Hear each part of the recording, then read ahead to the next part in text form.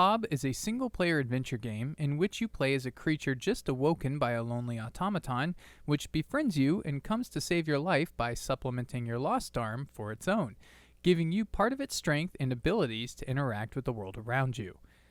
The first act is the most you see of your clockwork friend, though. Most of the game consists of you figuring out your path and how to survive and find your place in this world, strangled by a strange, disease-like infestation which takes every opportunity it gets to destroy you.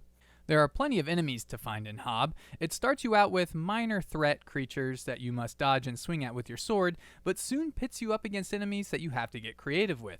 Upgrades to your stone hand allow you to break armor that creatures begin to wear that render your standard sword attacks useless. Shielded enemies can have their shield broken by a charged attack with your arm. This will make them vulnerable to a follow-up attack with your sword. And larger enemies aren't to be trifled with. At the beginning of the game, they can easily one-shot you. Enemies, however, soon take a backseat to your real nemesis in Hob. Navigation and puzzles will keep you stumped more than any enemies will, but not in a bad way. Environmental puzzles are Hob's main course, and the developers did a great job at mixing function and beauty together to create a world that moves and works naturally. You really do feel like you're a tiny clockmaker working on macro-sized levers and gears to get them back to working order.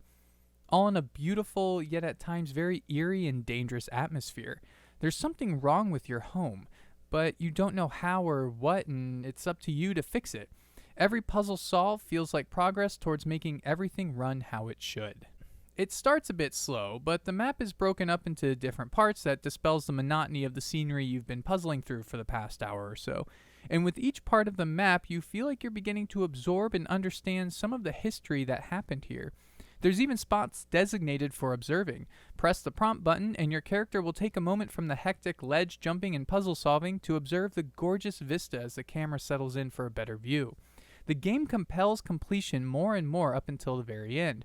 By that time, your eyes are looking for every type of cliff edge or path that you can take, immediately recognizing how far you can or cannot jump, or the timing in a sword attack that you can or can't make. Something that you would have never picked up starting out. You begin to appreciate your expert knowledge and skill in navigation and take pride in the ways you cleverly dispatch enemies with a maxed out skill tree. It's been a while since I've had genuine fun on a game in this genre. I usually consider these types of games fun to pick up in an odd afternoon to tinker around with while one of my go-tos is finishing its update. But this one had me stuck for 2 days straight. There were a couple of times I got frustrated. Only once did I have to Google an answer to a puzzle due to the size of the map and the lack of a marker for the objective.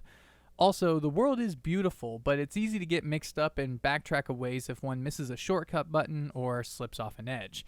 There are fast travel stations, but it's nowhere near as prevalent as save stations. If they could have combined the fast travel with save stations, it might have made navigating the world less cumbersome and more enjoyable.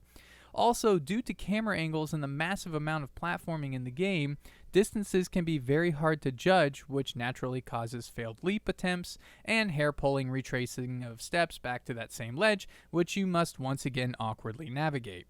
There is no camera control with the right stick, which makes for a simple and cinematic experience, but doesn't bode well for those wishing to get a better perspective on that log you've missed jumping to 3 times now.